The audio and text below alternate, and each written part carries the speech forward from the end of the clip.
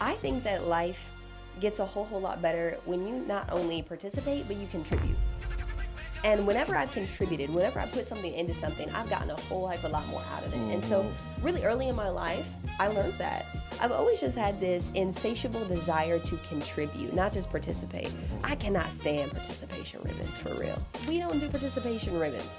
We do contribution ribbons. When you contribute, even if you didn't win, what did you bring to the table? I said, I can tell you right now, the moment is now. You have to have this insatiable sense of urgency to get better, to read more, to write more.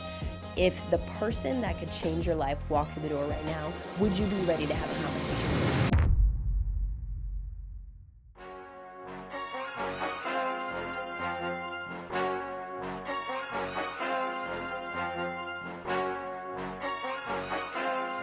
Have you ever looked at life and thought, maybe I'm just capable for more, but you just don't know where to start? Well, in today's episode of the Social Selling Podcast, you're going to hear from someone who didn't have a perfect plan, but they built opportunities by strictly just showing up, asking better questions, and believing in herself before anyone else did. And by the end of this conversation, you'll walk away with a clear picture of how to turn curiosity into confidence, how to turn skills into leverage. And wherever you are right now, this is a pivotal starting point. And so if you're in the beginning of your journey and you're wondering if you can build something on your own, this episode 1000% is for you. Olivia, welcome to the Social Selling Podcast. Hey, Arturo, what's up? Good Let's morning. go. Let's good go. afternoon, good evening to anybody, everybody, if they're watching. Yeah, for sure. Well, obviously super excited to do this one, and shout out to Elijah for making the phenomenal connection.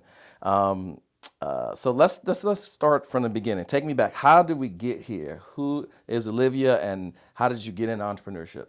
Olivia West grew up truly being an entrepreneur, but my entrepreneurship did not start on a stage with a microphone, none of those things. So I actually grew up in northern Indiana in this small town where I actually raised horses and pigs.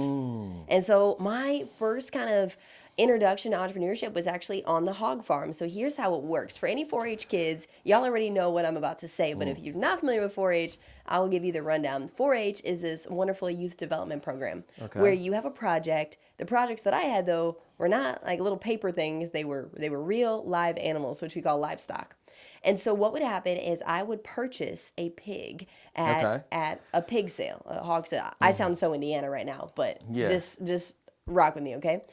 So what we do is we purchase this pig at a hog sale, and normally around spring break time. So think Q1, March, April, right? You purchase that pig for a low price, a couple $100s, and then you have the next 12 to 16 weeks to train that pig up, to feed the pig, to walk the pig, teach the pig how to walk, and you learn how to show the hog. As that hog grows up, the value increases. And you want that value to increase so that when you go into the show ring, then you win. The best hog gets the best awards, which means you get the best price. At the very end of that week, then, you sell your hog.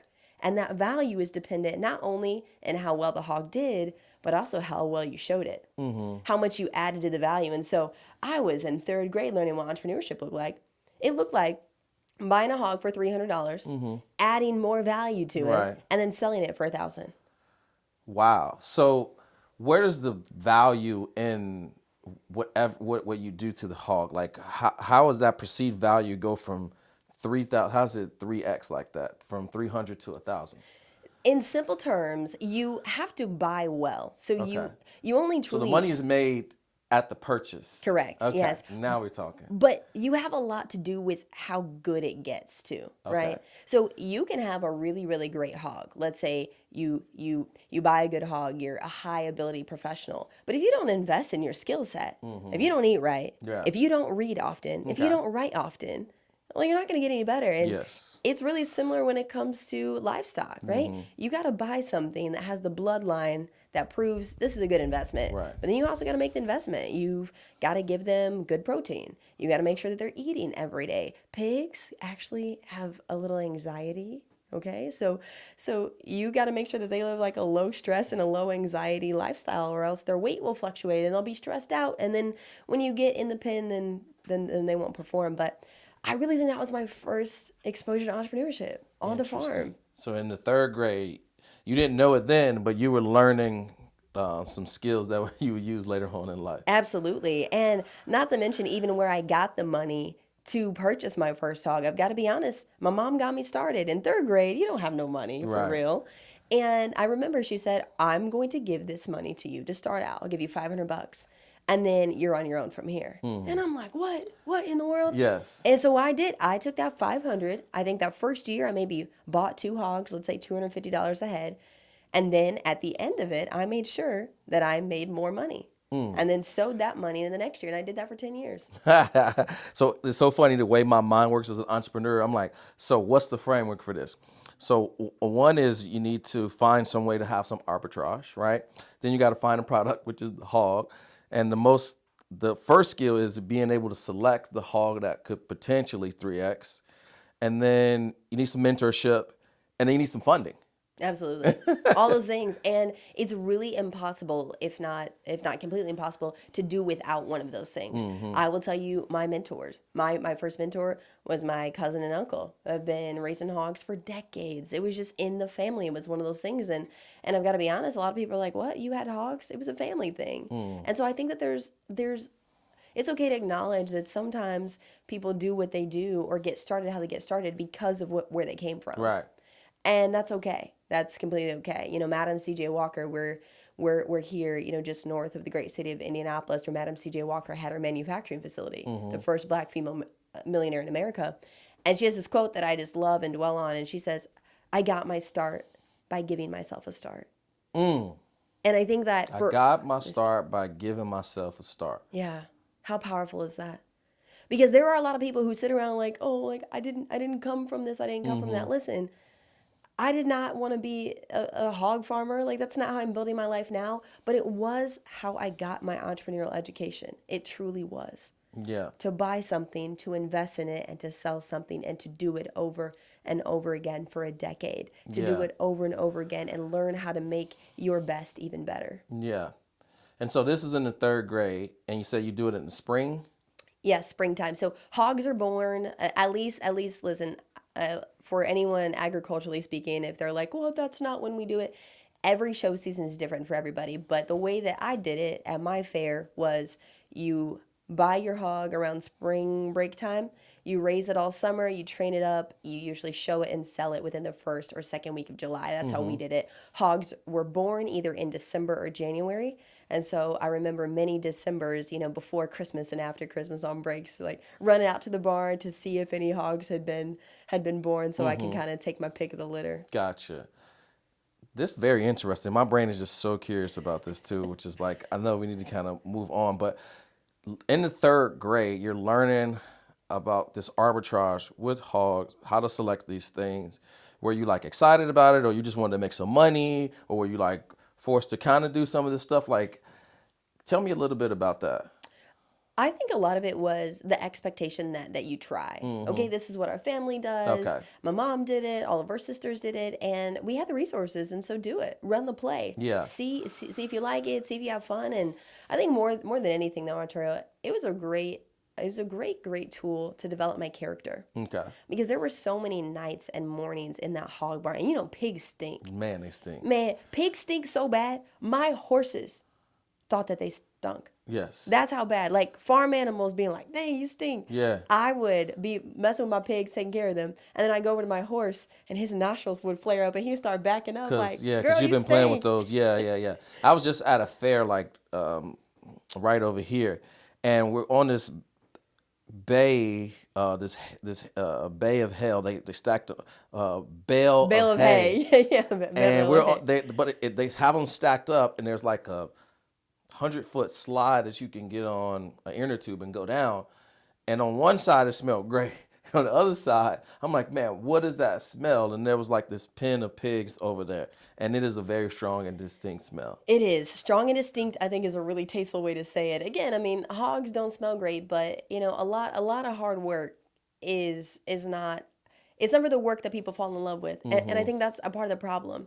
The reason I got good was not showing up and showing and wearing the nice clothes and showing off. No, I got good those late nights, those early mornings when my animals needed to be cared for. Yeah, right? when nobody's And looking. Yeah, so you talk about that integrity and that character. Yeah, because a lot of entrepreneurship is doing the work that most people won't do. That's how you get ahead. It's no Yeah. secret sauce to it. It's like, what do we say?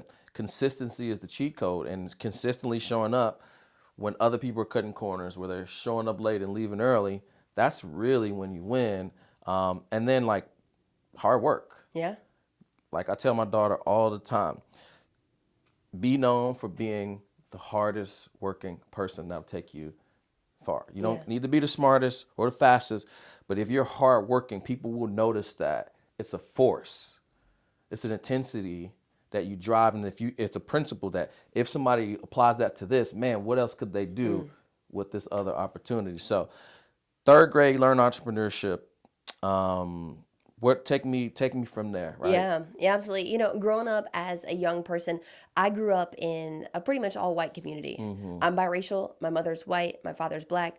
I grew up in an all white rural community that loved me well, that cared for me, that availed me to so many opportunities. I mean, what I saw around me were doctors, were lawyers, everyone was educated, everyone was well traveled, and everyone had a whole lot to bring to the table. And I'm not just talking money, I'm talking character.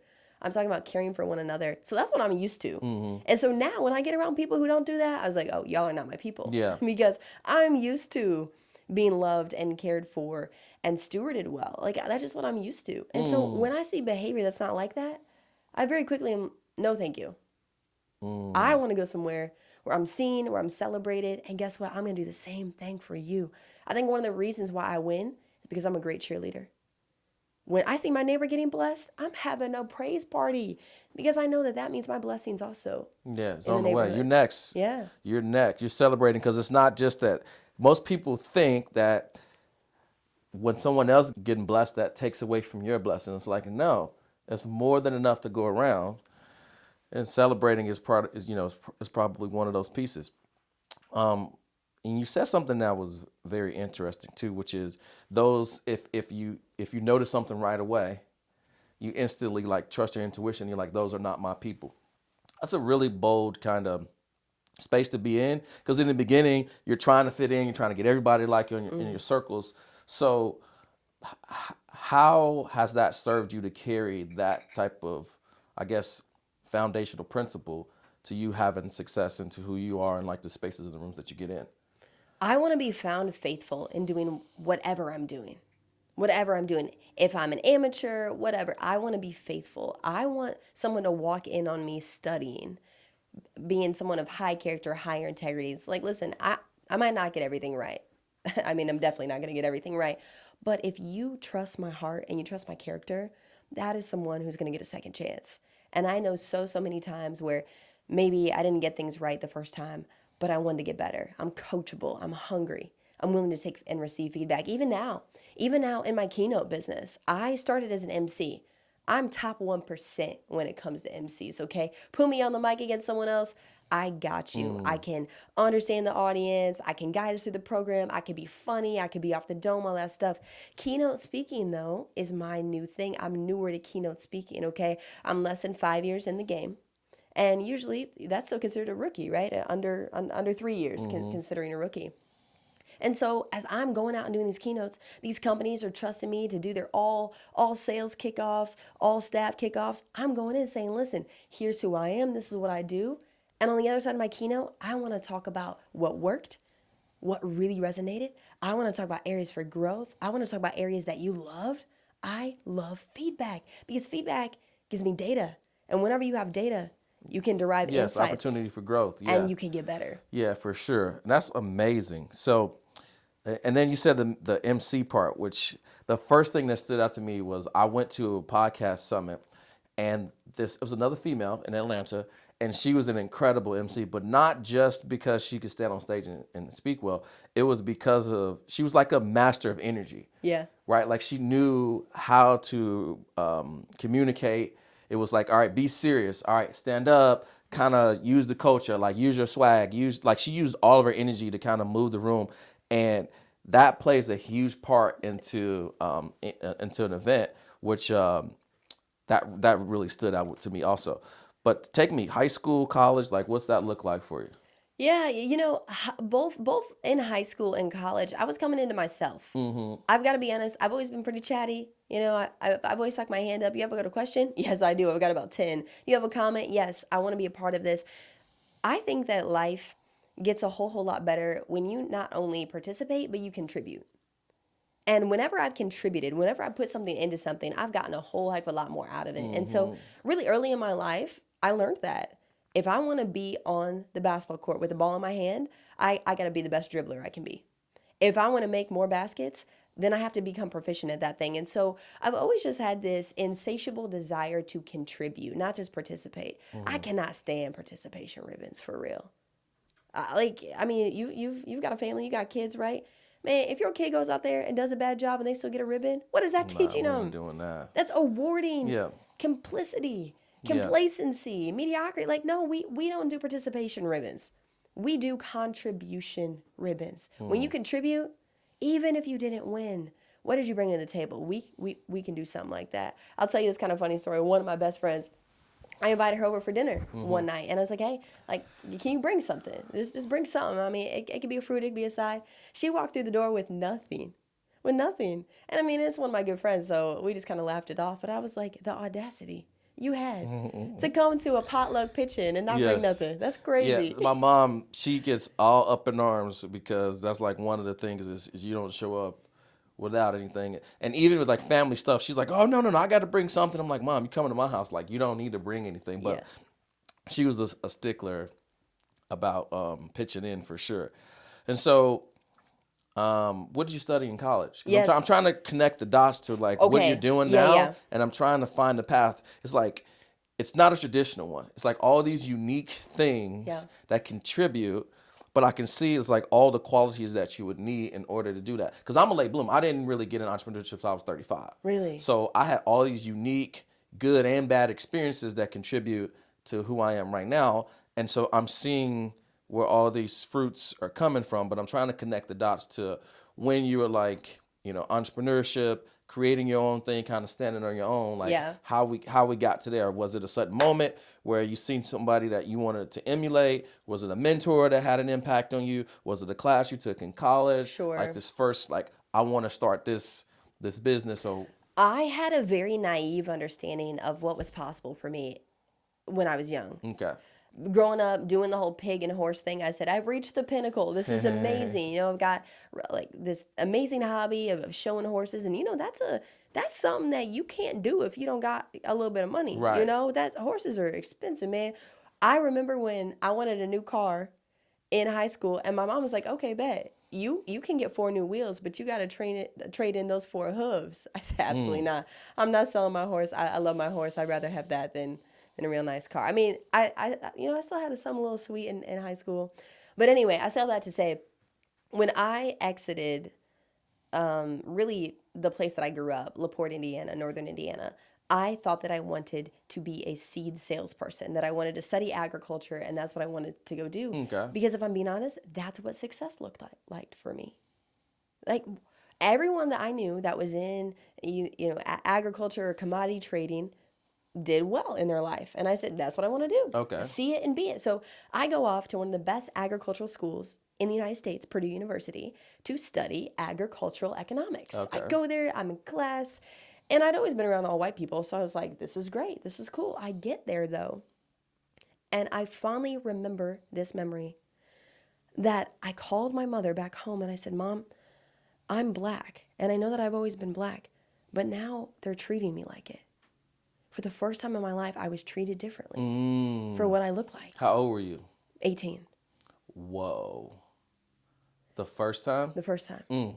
See, I've been black my whole life. So I'm like, and again, I got a mixed family. So Yeah. it's like I get it. And my daughter was probably like 15. She had a similar Yeah. experience at Yeah. 15. Yeah. All white school. And she goes, yeah, my dad this because I was an entrepreneur then. She's like, they're like, you got a dad? That was kind of the joke. Wow. And she's like, what? She kind of laughed. Thought she didn't know how to kind of Yeah. respond to that. I was like, that wasn't like a joke. That was like, saying something Yeah. serious. So tell me about that. I had that phone call through tears.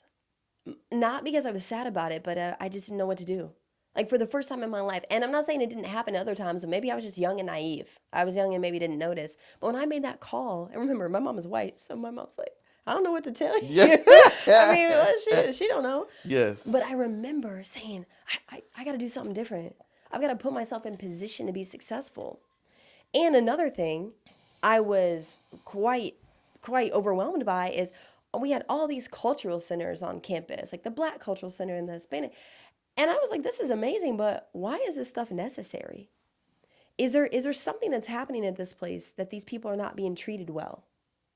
Because why else would you have to build these buildings and have all these programs to make sure that these people get treated right? It just didn't. To show that we're inclusive. Yeah, but imagine me coming from small town. I've always been treated well, always been loved well. And then I go to this place that all of a sudden there's all these support systems. I said, what are you supporting or shielding me from? Like what type of evil or unfairness did all these things have to be built from? And so really, I had a deep dive in history for real. I mean, I'd always known the history of our country and all of the injustice and unfairness. But it was really when I was 18 years old, a freshman in college, I said, I am being treated different and I need to figure out how I can compete and win here. And so we have this tree on Purdue University's campus, and it used to be called the diversity tree. You know, DEI is illegal anymore, so I don't know if they still call it that. But I remember I got off the bus one day, and there's a bunch of Black students sitting around the diversity tree. And I pull up there, and I'm like, hey, what's up, guys? I'm Olivia. And they're like, okay, like, where do you come from? I was like, I come from a small town up in northern Indiana. And they said, all right, sit down. And that was the day that I found my crew. That was the day. And I remember I sat there at that tree. And like I said, I'm super talkative, right? And so I get out my lunch. And I'm not going to lie, I was not that great in the kitchen back then. And so I'm eating this chicken. And there's this girl that walked up to me. Her name is Jen. And she's like, dang, that chicken looked dry. I said, it is. It is. And it was really that day forward, I began to be a leader in that community. Leading from a place of, I'm here to understand. I'm here to add value. I'm here to contribute. Yeah. And very quickly, I was the president of organizations, and I was speaking at meetings, and I would pull up to club or organization meetings every day after class because I just wanted to contribute. And I knew that I had a whole heck of a lot to contribute. And so I had to put myself in position to do so. I'm smiling when I tell this story, Arturo, because we talk a lot about, and we always think about not just what we want to do, but who we want to become. And that was a monumental area of my becoming. Yes, yes. Jim Rohn used to always say, it's not how much money you make, it's about who you can become.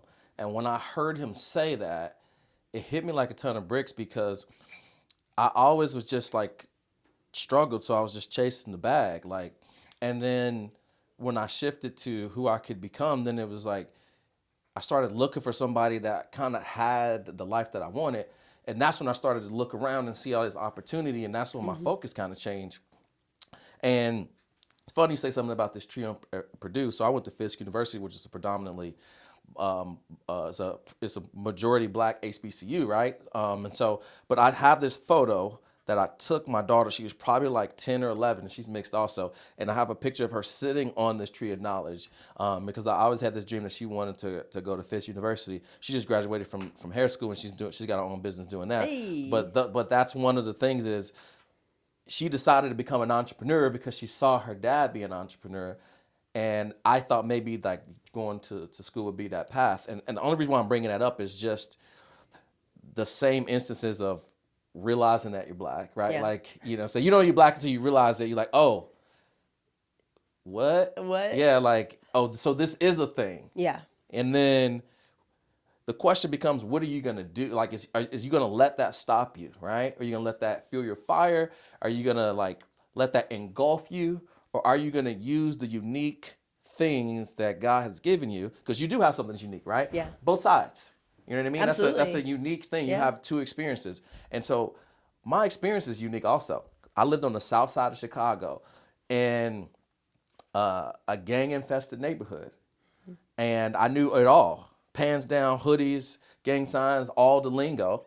And I went downtown to an all-white Catholic school. Wow.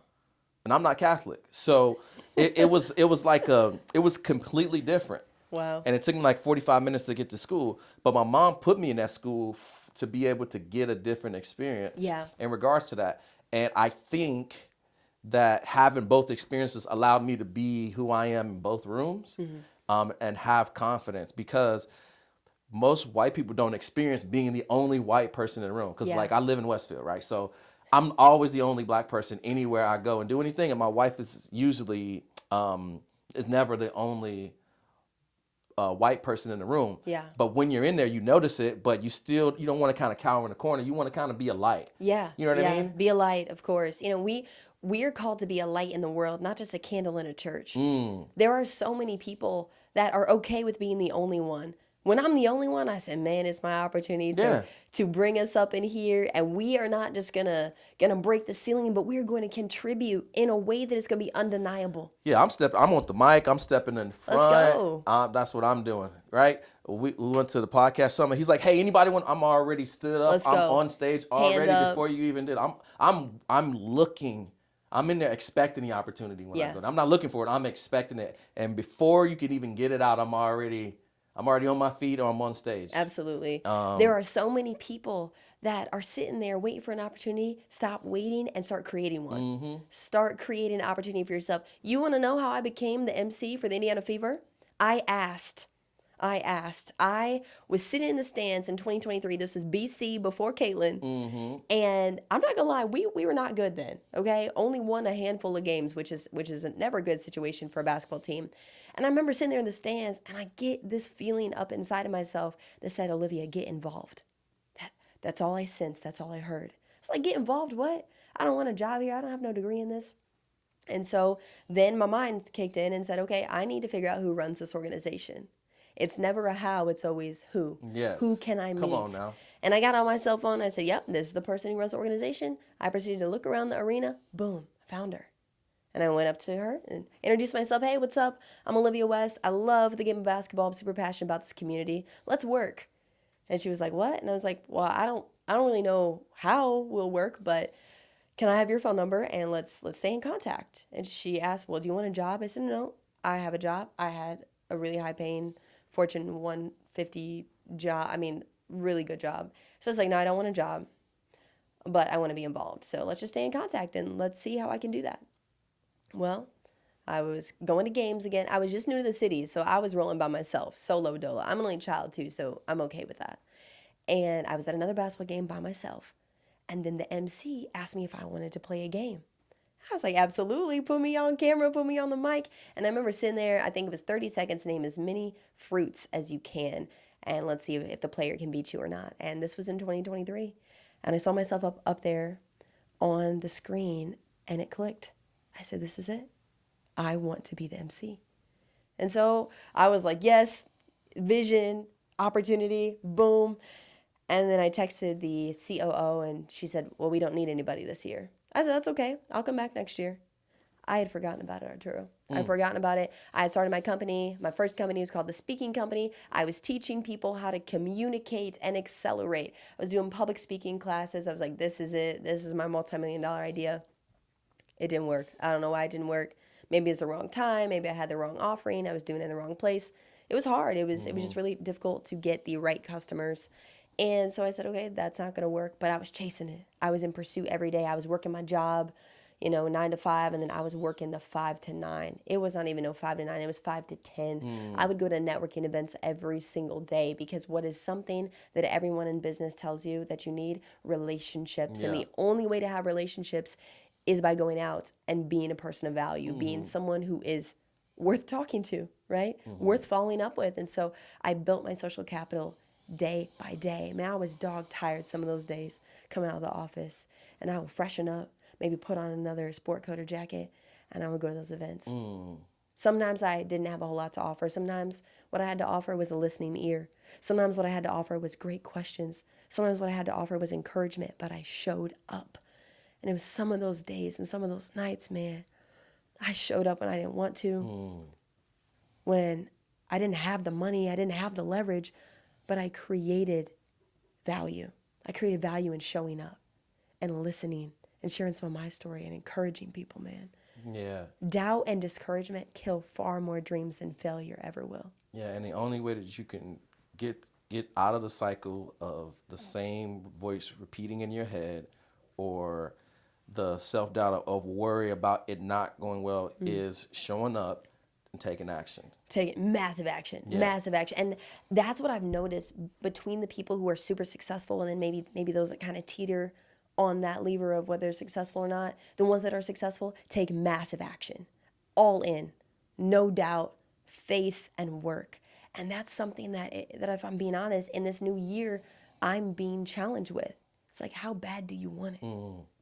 Even on the days that you don't feel like it, or maybe you get off stage and it's like, that wasn't my best one. How are you going to show up the next day? Yeah. I cannot wait to talk about some of my failures, some of the areas that I've kind of fallen short, because, man, they have taught me, they have blessed me. Well, how's she going to learn? Yeah. The only way you can learn is by learning what not to do. Yeah. Right? Yeah. You cannot learn how to ride a bike watching a YouTube video. Yeah. Can't learn how to swim watching a YouTube video. It looks cool, but you got to get in the water. You've got to scrape that knee. You got to fall off that bike. You got to cry. Unfortunately, you're going to have to fall off that bike in order to, next time a little bit to the left. Oh, next time when I get to that turn, instead of trying to speed through it, I got to slow down a little bit, right? We all been there. So, and that is entrepreneurship.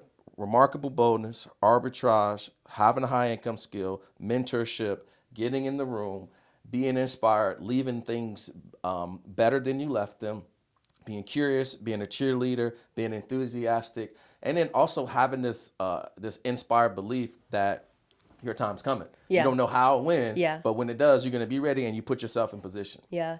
And just staying ready, truly staying ready. This is a thing that I think a lot of times that people will tell me, oh, like I'm working on this, but I'm waiting on that. I said, I can tell you right now, the moment is now.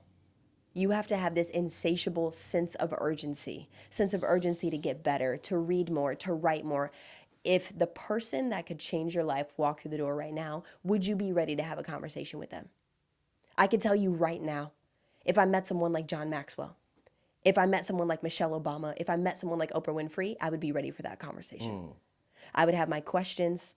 I would have an ask. I would have a collaboration request. I have all that ready. Yeah. Are you ready for what you're praying for? Yeah, what's the saying? It's the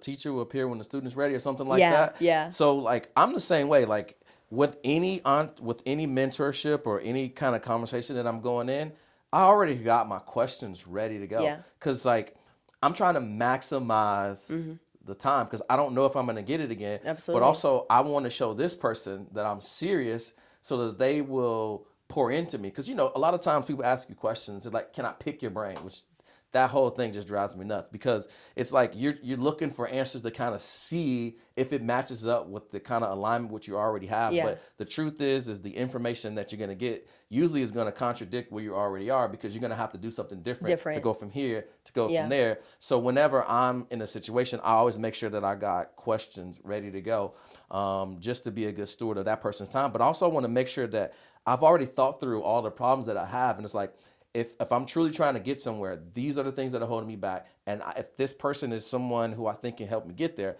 I want to make sure that I can get the answers, right? You say you started the business where you were helping people doing, is it speaking? Speaking. Okay. Yeah, absolutely. I always have known that my superpower was the gift of gab. That it was no problem for me to walk into any room. I don't care if there are billionaires in there. I'm showing up the same. I'm showing up confident. Knowing who I am, knowing what I can offer, and knowing how I can help. And I wanted to use my superpower to help other people be good at that same thing. I think that's the thing about business, though, is not only you have to have the right product, but you got to sell to the right person. The right person is in their ability to pay, their ability to actually show up and do whatever it is that needs to be done. And that's the thing in the teaching and education space, you got to be hungry. You know, hungry dogs run the fastest. And I saw a lot of people who were maybe not as intense or as committed to getting better as I know that I can make them. And so at least at the time, that business model did not work. And if I'm being honest, I challenged myself and said, Olivia, if you are so darn good at speaking, you should go do it yourself. So get on stages. get in front of people that can benefit off of your enthusiasm, off of your frameworks for connection, off of your frameworks for communicating and accelerating. Do the same thing, but to the masses, and see what happens. And so that's when I started to be an MC. I said, I need more reps. The only difference between an amateur and a professional is repetition, practice, and excellence. Yeah. And so I said, those are the things that I need to spend my time doing. So how many times a week am I speaking in front of people? How many times a week am I measuring the outcomes of what I'm saying and the frameworks that I'm evangelizing? And then how can I do that on the next level and on the next level? And for a while it was MCing. And then I said, okay, I can do that on basketball court all day. I can do the All-Stars. I can do the WNBA All-Stars. I can partner with the Live Golfs of the world, Good Morning Americas, no problem. What else? What's next? Because I found myself talking about things that I didn't own. And I said, that's another thing about entrepreneurship. Entrepreneurs work on things that they own. And so I've got to own something. And so I said, I own my curriculum. I own my own intellectual property around how to help people compete and win. And that's by leveraging their competitive advantage. And so I'm traveling the country now lecturing on that topic. How do you as an individual, how do you as a business, how do you as a team compete and win at anything that you do? Yeah, so you're going to love Coach Burt then, because he trademarked something called the prey drive, which is the instinct to pursue. And that's a lot of what he talks about, is how you wake up every single day, right, hungry for more, right? Yeah. And so, yeah, you're gonna love chatting it up with him, because he really just kind of activates you. He just like talks through all these things. He doesn't exactly tell you what to do. He shows you the way he thinks through things, and what that does is it gives you the insight to take what he does to process things, Yeah. and make it your own, which is Yeah. really good. He leaves a lot of creative space for you to just plug into it, which is Yeah. super cool. What a blessing. And we all need somebody like that in our lives. Someone that will pull up to your house and write on a whiteboard with you. Write on the whiteboard your dreams, your wants, your goals, and then to pray over it with you, and then put it into action. Yeah. You know, something right now, Arturo, that I'm deeply challenged with. I know how to put together a strategy. Man, if you tell me this is how much I want to increase my revenue, or this is how much I want to increase my visibility, blah, blah, I can do that all day. Right now, though, I'm being challenged and saying, Olivia, this is great that you're doing that for you, but how are you able to do this for others? How are you able to do this for the nonprofits that you know are underfunded but are creating so much value? How are you able to do this for the young students that have all the promise, all the drive in the world, but a lack of direction? And I don't know about you, but when I'm going someplace new, if I don't have directions to get there, I'm going to get lost. Yeah. I'm going to get lost. Even coming up here, I knew roughly where you were at, but if it wasn't for my GPS, man, I would be in the cornfield. Right. And so we need that GPS. And fortunately, we have that. We have a bit of an intrinsic GPS, your feelings, your thoughts, your intuition. But look at the information we have available to us. If you're not reading, and I'm saying reading books, I'm not saying reading Twitter, right? Reading books, reading the Bible, reading even a repertoire of who you are and where you've been. I journal every day. My journal is my safe space. If anyone ever found that journal, they'd make millions of dollars, because my hopes, my dreams are in that journal, man. What a blessing. That's incredible. So with that, and I'm glad you shared that, because it's like the challenges that we face. It's like, the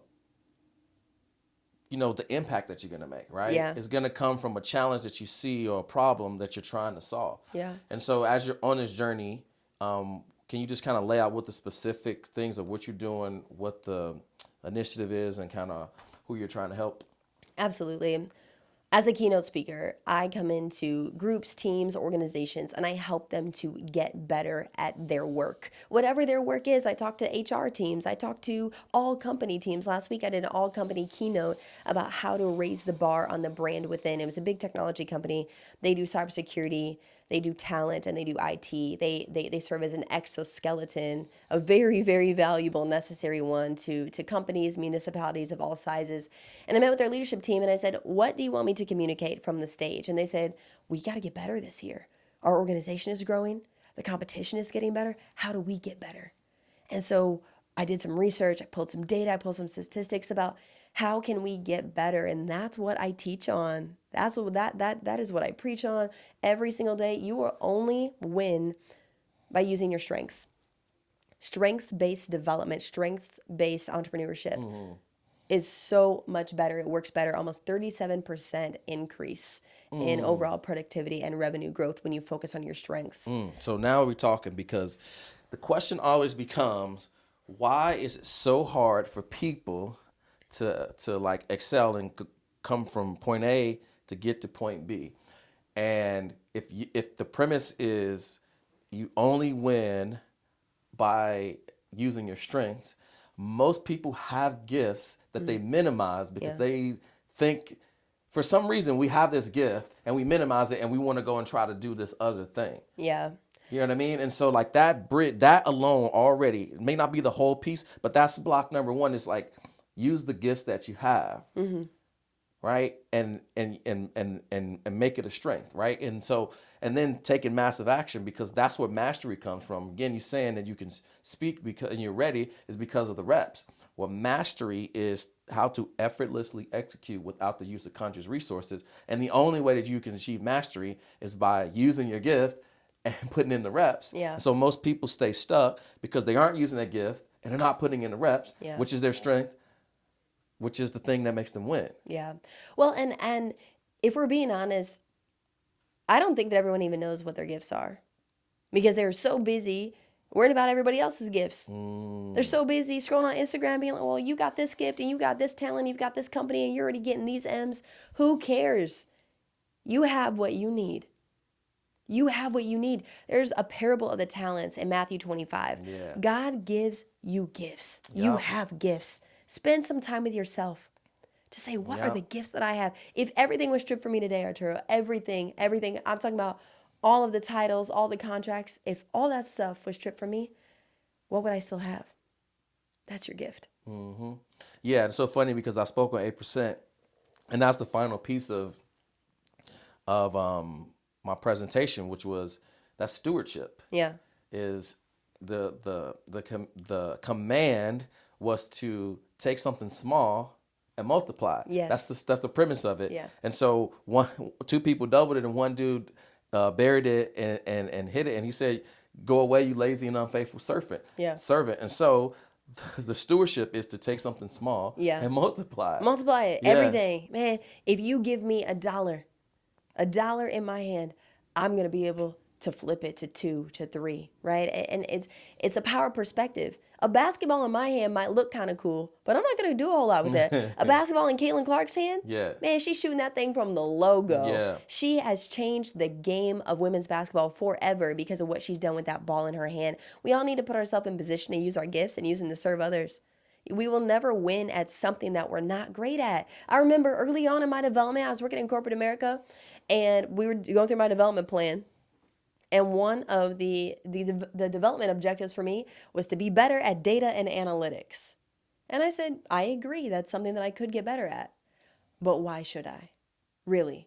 Can't we have the data scientists do that? And then maybe we meet together once or twice a week to sync up? Wouldn't that be a better use of my time? Wouldn't that be a better use of their time? Wouldn't it be a better use of the utility that we have together? Right. Have them run the numbers, do the data, only share with me the insights so I can go up on the stage and rock out, so I can put it into our brand plan to make sure that 1 + 1 = 2. Shouldn't we divide and conquer? Isn't that why there are a lot of different players and units on a team? I don't need everybody to be a shooter. I don't need everybody to be a ball handler. I need some people to set picks. I need some people to get rebounds. If you are 6'9", you better not be the point guard, right? We got to put ourselves in position to win. And the first opportunity that we have to do that is to get clarity on what we got. What we got. And if there's a gap, let's fill that gap. Yeah. Let's run to win. Let's fill that gap. I mean, there are so many. We have a literacy problem in this country. There are a lot of people who are illiterate. Many tens of thousands, if not millions of people who are reading below a 6th grade level. We got to fix that problem. In Black and brown communities, it's even worse. Yeah. It's like 4th grade. And so how can we get books and literature into schools and make it cool? Make it cool to be excellent. Make it cool to be well-read. Man, I don't care what car you drive. I care about, what are you reading about? What are you writing about? How are you communicating with people?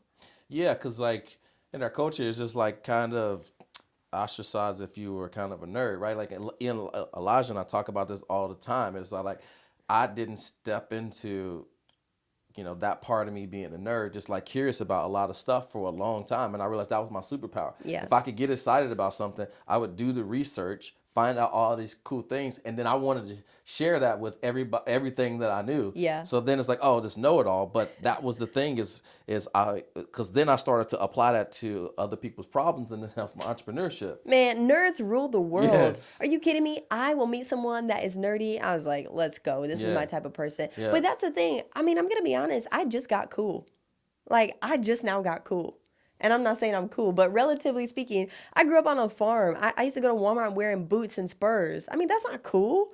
People call that hillbilly. Mm-hmm.